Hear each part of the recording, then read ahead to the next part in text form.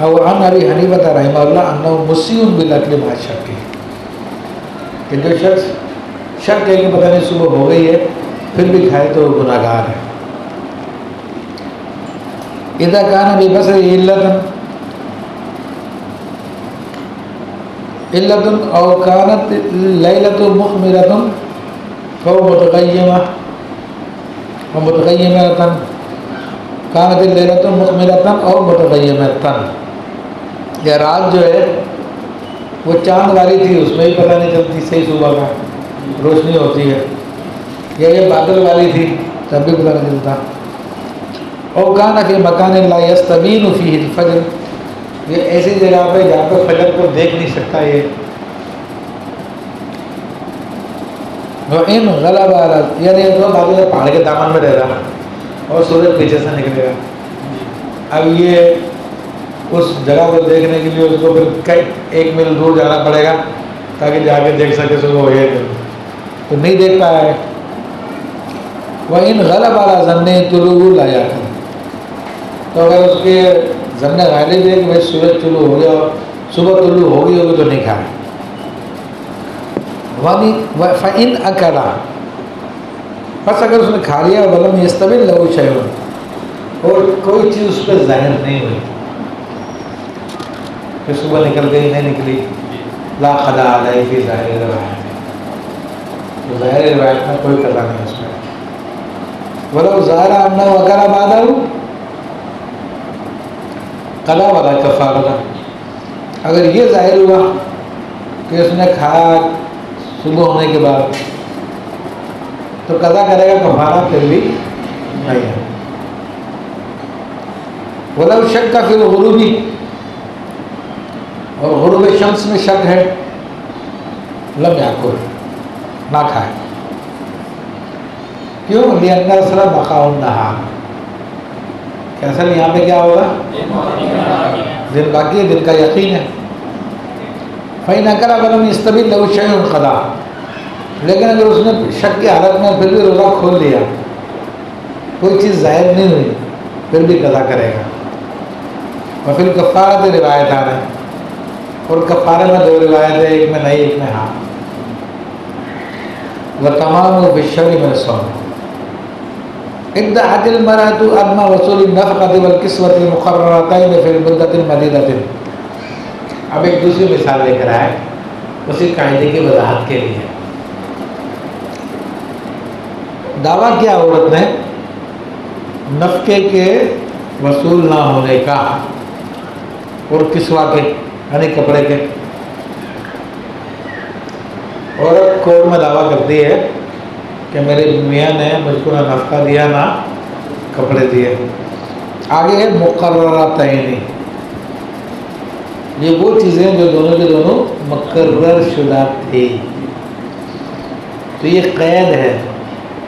ویسے تو نحو کے اعتبار سے صفت ہے، کس کی صفت ہے؟ نفقے، اس کی نفقے کی اور کسوے کی،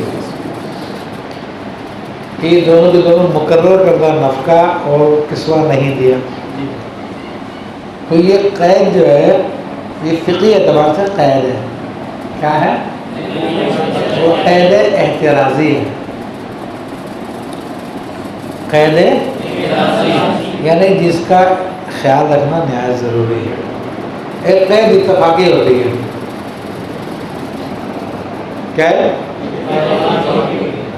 ہاں، پتہ قید اتفاقی اعتراضی کا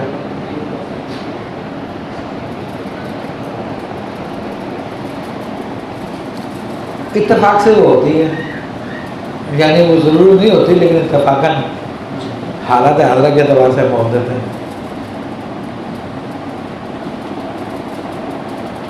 میں کسی آدمی کو ٹائم دیا، دیکھو کل اگر تم ٹائم پہ گھر نہیں پہنچے نا اور ٹائم پہ مجھ سے ملنے کے لیے آئے میرے گھر پہ تو پھر اچھا نہیں ہے۔ اب میں کہہ رہا ہوں میرے گھر پہ یہ قید ہے، یہ اتفاقی ہے، اس لیے اتفاقی ہے کہ میں اس میں اپنے گھر پہ بیٹھا ہوا تھا، گھر پہ میں نے اس کو بلایا تھا، لیکن اگر میں کہیں اور بیٹھ جاتا، مسجد میں بیٹھ جاتا تو پھر مسجد میں اس کو ملنے آنا تھا، کیا ہاں وہ اتفاقی ہوتی ہے، لیکن یہ اعتراضی ہے۔ اعتراضی اس اعتبار سے کہ نفقہ صلہ رحمی ہوتا ہے، اور صلہ رحمی کی اگر فوت ہو جائے تو اس کا پھر دعویٰ کر کے لے نہیں سکتا بندہ۔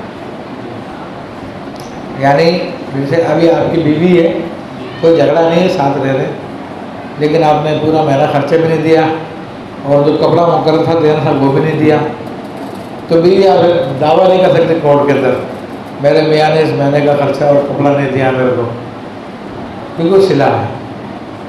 لیکن اگر آپ کا جھگڑا ہوا اور کورٹ کے اندر گئے اور کورٹ نے مقرر کر دیا کہ ہر مہینے اپنے بیوی کو 3000 روپے دینا اور ایک جوڑا دینا، تو یہ مقرر کرنا ہو گئے، اب اس کا دعویٰ کر کے بیوی لے سکتی ہے۔ کیا؟ اور جو کورٹ نے مقرر نہیں کیا تھا اس کا دعویٰ کر کے نہیں لے سکتی۔ تو یہ مقرر قید، یہ قید اور قید اعتراضی ہے۔ ابھی یہ چیزیں ہوتی چھوٹی چھوٹی باتیں ہیں کہ آپ کو پہلے سے پتہ ہونا چاہیے، لیکن مثلا پتہ ہی نہیں آپ لوگوں کو، کیا کریں، پڑھائیں نہیں آپ لوگوں کو، پڑھائیں نہیں آپ لوگوں کو، پھر ٹائم ضائع ہوتا ہے ان چیزوں کے اندر۔ یہ ہم اپنی کلاس کے بچوں کو کدوری میں پڑھا دیتے ہیں ساری باتیں، تو اس لیے ٹائم ضائع ہوتا ہے، وہ ٹھکا ٹھک پڑھاتے ہیں، جلدی سے ہوتا ہے کام۔ اب تم لوگوں کو ساری چیزیں بتانی پڑتی ہیں، مسئلہ یہ ہے۔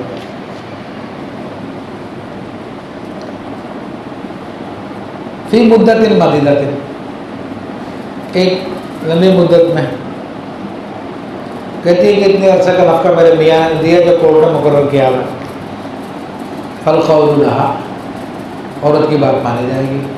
کیوں؟ دونوں کے پاس گواہیاں نہیں ہیں، عورت کی کیوں مان رہے ہیں؟ لأن الأصل بقاؤهما فی ذمتہ، کیونکہ اصل تو ان چیزوں کا مرد کے ذمے میں باقی رہنا ہے، مرد ادا کرتا ہے تو پھر ادا ہوتی ہے، تو اصل عدم ادائیگی ہے۔ کل مدیون عزت دعا دفت دینی، جس طرح کہ مقروض آدمی ہے، وہ دعویٰ کرے کہ میں نے قرضہ ادا کر دیا اور وہ کہتا ہے دائن کہ نہیں ابھی نہیں ادا ہوا، اور دونوں کے پاس کوئی گواہیاں نہیں ہے، تو پھر دائن کی اب بات مانیں گے، کیونکہ اصل جو ہے عدم ادائیگی ہے قرضے میں، جب ادا کر دے گا تو پھر وہ حکم ہوگا اس کا۔ وَلَوْ اخْتَلَفَ فِي السَّقُوطِ وَالرَّدِّ، اب نیا مسئلہ شروع ہو گیا، اسی کی مثالیں دے رہے اسے کیا لیں گے۔ میاں بیوی میں اختلاف ہو گیا سقوط کرنے اور رد کرنے میں۔ مرد کہتا ہے کہ جب نکاح ہوا تھا تم نے سقوط اختیار کیا تھا، تم کنواری تھی تو نکاح ہو گیا، کنواری کا خاموش رہنا بھی رضامندی ہوتا ہے۔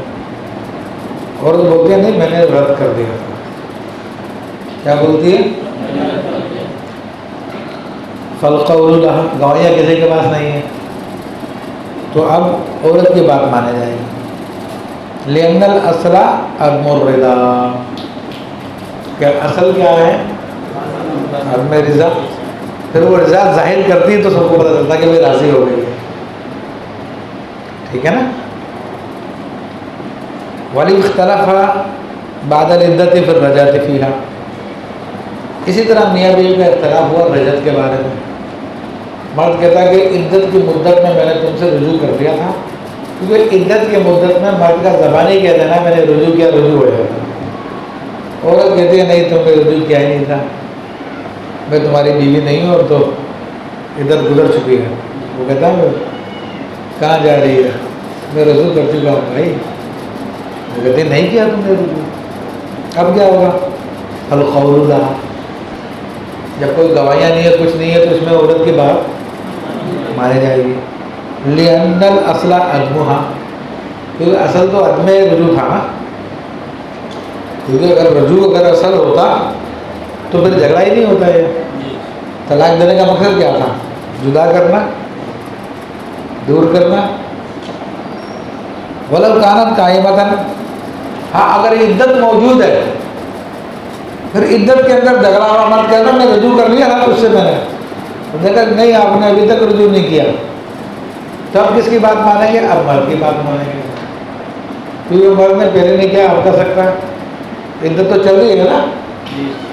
तो कह रहे हैं फल कौल लहू, अब मर्द की बात मानेंगे, लियन्नहु यमलिकुल इंशा, क्योंकि वो इंशा का मालिक है, फयमलिकुल इखबार, तो वो इखबार का मालिक भी। अब ये दूसरा कायदा है यहाँ पे, उस कायदे के तहत नहीं है, क्योंकि मर्द को इस बात का इख्तियार था कि इद्दत की मुद्दत के अंदर वो रुजू कर सके, तो रुजू कर सकता, तो रुजू की खबर भी दे सकता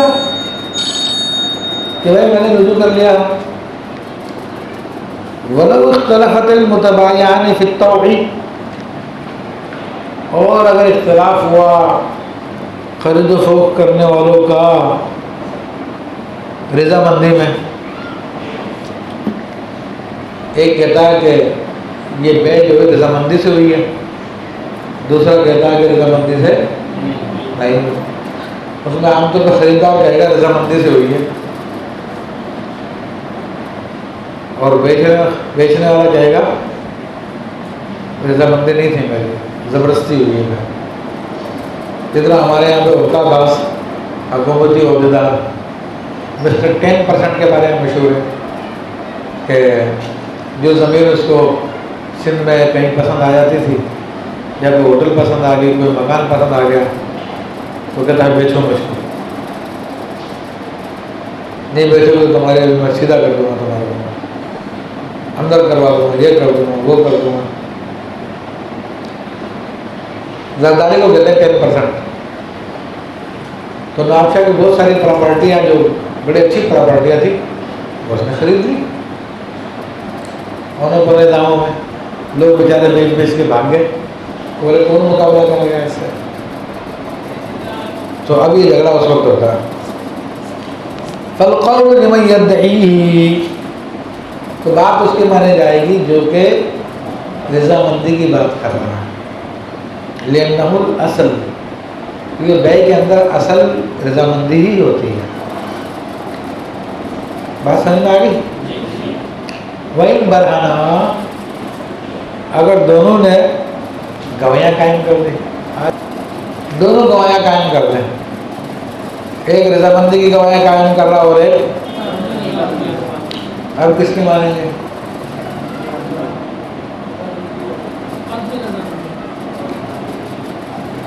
गवाहियों के अंदर असूल ये है कि गवाहियाँ उसकी मानी जाती है जो खिलाफ ज़ाहिर बात हो। क्या? जो खिलाफ ज़ाहिर बात को साबित कर रही है उसमें गवाहियाँ मानी जाएगी, और कौल उसका माना जाता है जो ज़ाहिर के मुताबिक हो। ये असूल है फैसले के अंदर। तो इसलिए जहाँ जहाँ कौल ज़ाहिर के मुताबिक था उसको मान लिया गया। अब गवाहियों के अंदर क्या कहते हैं? फबय्यन तो मैं यद्दई इकराह औला, तो जो इकराह का दावा कर रहा है उसकी गवाहियाँ औला है। वह अलैहि फतवा, और बे के अंदर जो है इकराह जो है आमतौर पर नहीं होता, आमतौर पर रजामंदी के साथ ही बे होती है। वलविद्दअल मुश्तरी अन्नल लहम लहम मैततन, अगर खरीदा, अब एक नया मसला आ गया, अगर मुश्तरी ने, खरीदार ने दावा कर दिया मुर्दार का गोश्त है, मैं जो गोश्त तुमसे लिया है वो मुर्दार का तुमने दिया है, या और ज़बीहा तो मजूसी, या मजूसी का ज़बीहा है। वन कर भाई, भाई कहता नहीं, लब अरल, मैंने मसला देखा नहीं किसी के काम है, वह मुक़्तदा क़ौलिहिम, लेकिन बुजुर्गों के फरमान का जो तकाजा है वो ये अल-क़ौलु लिमुद्दइल बुतलानी, कि कौल बुतलान के दावा करने वाले का माना जाएगा, लिकौनिही मुनकिरन, क्योंकि वो मुनकिर है, वो इनकार कर रहा है। असल गई मुनकिरन, हाँ अच्छा सुनिए, وہ اصل البیع اور اصل بیع کا تقاضا کیا، بیع کا قاعدہ کیا، ان یقبل قول المشتری، کہ مشتری کی بات مانی جائے. یعنی اگر انکار والی جہت کو دیکھا جائے تو ہم بھائی کی بات مانیں گے، بھائی کہہ رہے کہ نہیں حرام نہیں ہے، تو بھائی کیا ہوا، منکر. اور بیع کے قواعد کے مطابق دیکھا جائے تو کہہ رہے ہیں کہ مشتری کا قول مانا جائے گا، بے اعتبار، اس اعتبار سے ان الشاۃ فی حال حیاتیہ محرمۃ، کہ بکری جب زندہ تھی تو وہ حرام تھی. زندہ کو کھانا حرام ہے نا، اس اعتبار سے. ویسے تو حلال ہوتی ہے، یعنی کا گوشت کھانا حلال ہے جب ذبح کر لیا جائے، اور ذبح کیے بغیر حرام. فالمشتری متمسک باصل التحریم، تو مشتری نے تحریم کی اصل کو پکڑا ہوا، الی ان یتحقق زوال، یہاں تک کہ اس حرمت کا سبب ظاہر ہو جائے، اور وہ کس طرح کے ذبیحہ ہونا ثابت ہو جائے. اب یہ بات انہوں نے بیان کر دی، فیصلہ کچھ نہیں کیا. ادعت المطلقۃ امتداد الطہری، عورت کو طلاق ہو گئی، وہ کہتی ہے کہ جناب مجھے حیض نہیں آ رہا اور میرا طہر لمبا ہو گیا. ہو سکتا ہے، بعض اوقات نہیں آتا عورتوں کو، وہ آدمی انقضاء عدت تھی اور کہتی ہے میری عدت پوری نہیں ہوئی، نفقہ دیتے رہو مجھ کو. 4 مہینے 6 مہینے گزر گئے، بولے بھائی نفقہ دیتے ہو، عدت میری پوری نہیں ہو رہی، مجھے حیض نہیں آ رہا. صدقت، اس کی تصدیق کی جائے گی. وَلَهَا نَفْقَةٌ، اس کو نفقہ دیا جائے گا. کیوں؟ لِأَنَّ الْأَصْلَ بَقَاؤُهَا، کیونکہ اصل طہور کا بقا ہے. إِلَّا إِذَا ادَّعَتِ الْحَمْلَ، سوائے یہ کہ عورت جو ہے وہ حمل کا دعویٰ کرے تو فَإِنَّ لَهَا النَّفْقَةُ إِلَىٰ سَنَتَيْنِ، تو اس کو 2 سال کا نفقہ مل سکتا ہے زیادہ سے زیادہ، کیونکہ بچہ پیٹ میں زیادہ 2 سال رہ سکتا ہے. فَإِن مَدَتَ، اور 2 سال گزر گئے، ثُمَّ تَبَيَّنَ لَا حَبْلَ، پھر پتہ چلا کہ کوئی حمل ومل نہیں تھا، ہوا بھری ہوئی تھی پیٹ میں، کا لا رجوع فلا رجوع علیہا، تو کوئی رجوع نہیں کر سکتا، کیونکہ یہ صلہ رحمی ہے. جو صلہ رحمی میں دے دیا تو اس کا واپس نہیں لے سکتا. کما فی فتح القدیر، جیسا کہ فتح القدیر.